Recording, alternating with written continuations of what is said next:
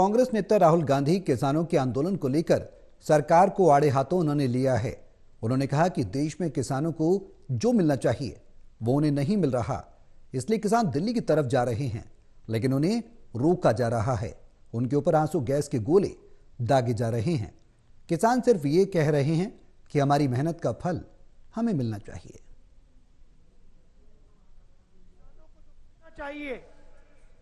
वो नहीं मिल रहा है। आज किसान दिल्ली की ओर चले जा रहे हैं, पैदल जा रहे हैं, उनको रोका जा रहा है, उन पे टीयर गैस चलाई जा रही है, उनको जेल में भरा जा रहा है। और वो क्या कह रहे हैं? सिर्फ ये कह रहे हैं कि हमारी मेहनत का फल हमें मिलना चाहिए।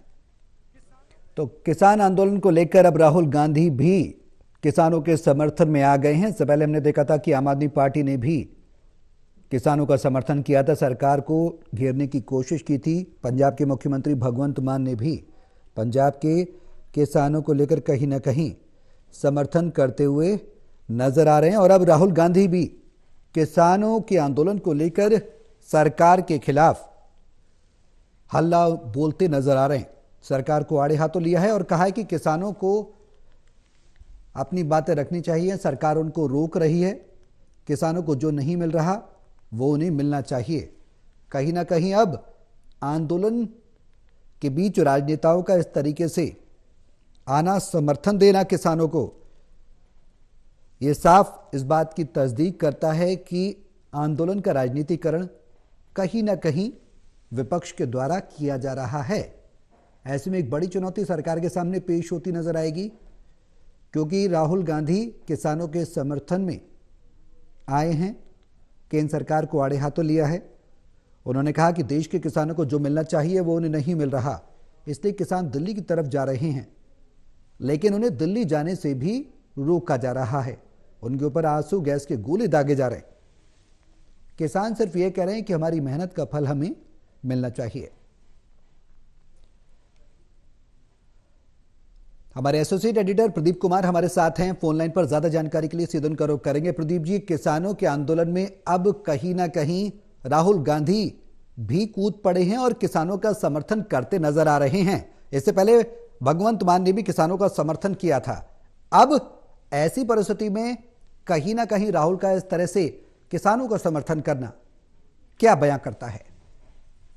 देखिए, बिल्कुल, और मुख्य विपक्षी दल होने के नाते कांग्रेस एक बार फिर किसान आंदोलन के समर्थन में बयानबाजी वो कर रही है और उन्होंने बयान भी जारी किए हैं। इससे पहले हमने देखा है कि कांग्रेस महासचिव रणदीप सुरजेवाला ने दिल्ली में कांग्रेस मुख्यालय में प्रेस कॉन्फ्रेंस की, किसान आंदोलन को लेकर सरकार पर कई आरोप लगाए। ये भी कहा कि दिल्ली बॉर्डर पर ऐसी तारबंदी, बाड़बंदी, किलेबंदी, खाईबंदी की गई है जैसे भारत पाकिस्तान का बॉर्डर हो। वहीं भारत जोड़ो न्याय यात्रा पर निकले राहुल गांधी ने छत्तीसगढ़ में किसान आंदोलन को लेकर सरकार पर हमला बोला है। राहुल गांधी ने कहा है कि देश के किसानों को जो मिलना चाहिए वो उन्हें नहीं मिल रहा है, इसलिए किसान दिल्ली की तरफ जा रही हैं, लेकिन उन्हें रोका जा रहा है, उनके ऊपर आंसू गैस के गोले दागे जा रही हैं। किसान सिर्फ ये कह रहे हैं कि हमारी मेहनत का फल हमें मिलना चाहिए। एक और सबसे अहम बात की, छत्तीसगढ़ में ही अंबिकापुर रैली में मौजूद रहे कांग्रेस अध्यक्ष मल्लिकार्जुन खड़गे ने ऐलान किया है कि कांग्रेस ने ये प्रण लिया है कि हम स्वामीनाथन कमेटी की रिपोर्ट के मुताबिक किसानों को एमएसपी कानून बनाकर उचित मूल्य की गारंटी देंगे। यानी कानून बनाने का वादा करते हुए नजर आए हैं, यानी सरकार बनने पर ये वादा वो कर रही हैं। इसमें 15 करोड़ किसान परिवारों को फायदा पहुंचेगा। इस बीच जो केंद्रीय मंत्री हैं अर्जुन मुंडा, उनका भी बयान आया। किसानों संगठनों से एक बार फिर अपील की गई कि वो आंदोलन का रास्ता छोड़कर बातचीत के तरफ जाएं और उसमें जो मुद्दों पर सहमति नहीं बन पाई है उसका समाधान ढूंढा जाए। तो फिलहाल सरकार की ओर से एक बार फिर अपील जारी की गई है। इस बीच इस पर राजनीतिक जोर आजमाइश भी खूब देखने को मिल रही है। प्रदीप जी, बड़ी चुनौती सरकार के सामने अब आने वाली है, क्योंकि राजनीतिक दल विपक्ष के एक एक करके किसानों का समर्थन जिस तरीके से कर रहे हैं, उससे लगता है कि आंदोलन को कहीं ना कहीं राजनीतिकरण किया जा रहा है, वोटों के लाभ के लिए और राजनीतिक फायदे के लिए। ये तस्वीर तमाम बयानों को बताती भी है जो राहुल ने अब बयान दिया है।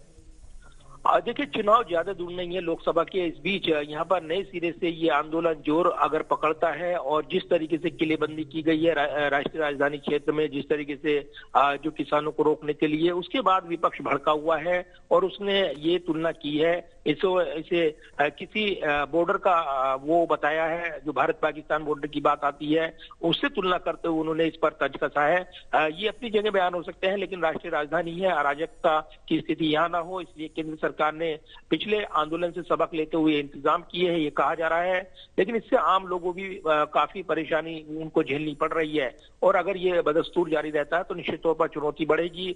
अन्य संगठनों की बात करें, उनकी ओर से बात करें तो उन्होंने जिस तरीके से ऐलान किए हैं, भारत बंद का भी ऐलान आने वाले दिनों में जिस तरीके से किया गया है, उससे ये आंदोलन अगर आगे बढ़ता है तब निश्चित तौर पर चुनौती पैदा होगी और इसलिए केंद्रीय कृषि मंत्री अर्जुन मुंडा की ओर से बयान जारी किया गया है। उनकी ओर से कहा गया है कि हम बातचीत के माध्यम से समाधान ढूंढेंगे, हम आगे भी बैठक के लिए तैयार हैं, हमारे दरवाजे किसान संगठनों के लिए खुले हुए हैं। दूसरी तरफ विपक्ष इस मुद्दे पर सरकार की जोरदार घेराबंदी कर रहा है, किसान विरोधी ठहराने के लिए उनके बयान आप देख सकते हैं। तो ऐसे में राजनीतिक जोर आजमाइश भी वो जोर पकड़ रही है और निश्चित तौर पर अगर जल्द समाधान नहीं निकलता है तब मुश्किलें बढ़ सकती हैं, इससे कोई इनकार नहीं कर रहा है। सौरभ, बिल्कुल प्रदीप जी, सवाल एक बेहद अहम यह भी हो रहा है कि किसानों का हितैषी बनने के लिए अब एक तरीके से होड़ शुरू हो गई है।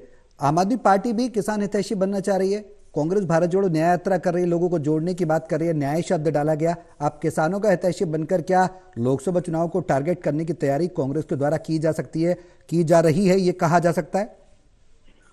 देखिए, बिल्कुल ऐसे वक्त जब राजनीतिक तौर पर यहाँ पर इंडिया ब्लॉक जो चुनौती वो झेल रहा था और जिस तरीके से लगातार हमलावर केंद्र सरकार थी, इस बीच ये आंदोलन एक बार फिर से खड़ा होता हुआ नजर आ रहा है।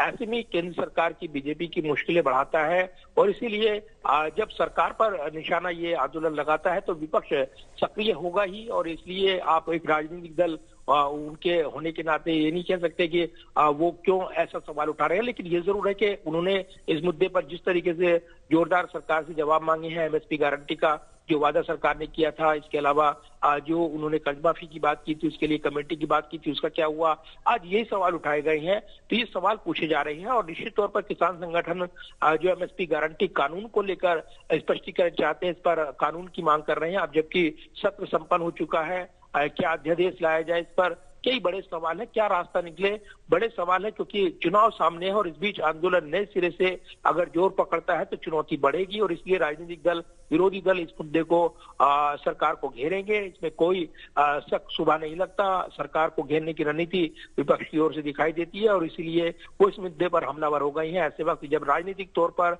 वो घिरे हुए हैं, इंडिया ब्लॉक में जिस तरीके से हलचल बढ़ी हुई है, इस बीच ये मुद्दा उनको मिलता हुआ नजर आ रहा है, तो इस मुद्दे पर वो सरकार की जोरदार घेराबंदी करने की योजना तैयार कर रहे हैं। जी बिल्कुल, ऐसे में प्रदीप आपसे लास्ट सवाल मैं ये करना चाहूंगा कि अगर राजनीतिक पटल पर इस तरीके की बयानबाजी का अगर असर देखा जाए तो प्रभाव कितना होगा और अगर सरकार बीच का रास्ता नहीं निकालती है तो क्या नफा नुकसान भी होगा और क्या विपक्ष को इसका फायदा होगा, क्योंकि बयानबाजी किसान हितैषी होने की लगातार की जा रही है एक के बाद एक और आगे और भी हो सकती है?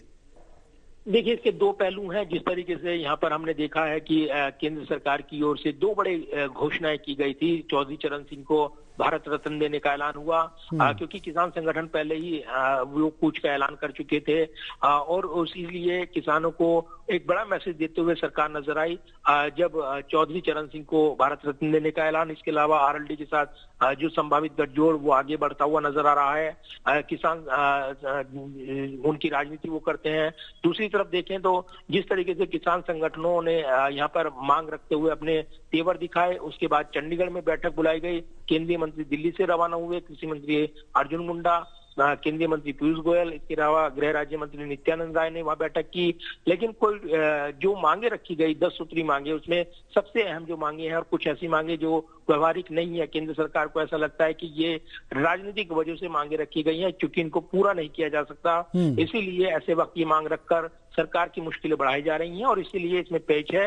और केंद्रीय कृषि मंत्री अर्जुन मुंडा ने कहा है कि कुछ लोग नहीं चाहते हैं कि इसका समाधान निकले और इसीलिए इसको राजनीतिक विवाद बनाने की कोशिश की जा रही है। इसे किसान यूनियनों को समझना होगा।